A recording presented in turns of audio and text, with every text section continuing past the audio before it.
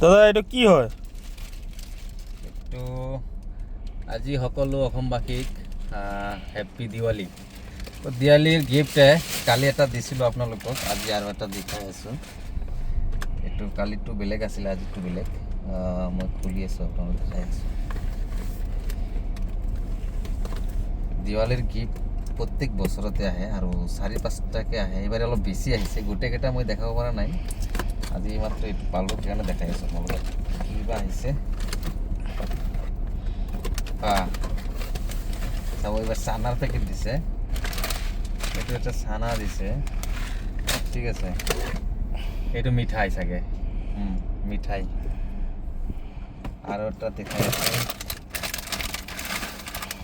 এইটো নুডলছ না কিবা হয় এটা দিছে। এইটো চানা হয়।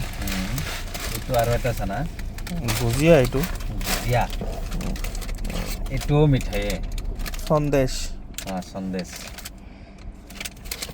তো ধন্যবাদ যোনে মোক পঠাইছে মোৰ কাৰণে, আৰু আপোনালোকেও আশীৰ্বাদ কৰি থাকিব এনেকৈ, যাতে মই মোৰ বিজনেছ আগুৱাই লৈ যাব পাৰোঁ। আৰু বিজনেছটো আগুৱাই যোৱাৰ কাৰণে মই এনেকৈ গিফ্ট পাইছোঁ। সকলোৱে ভিডিঅ'টো শ্বেয়াৰ কৰিব আৰু সকলোকে আজি হেপ্পী দিৱালী, জয় আই অসম।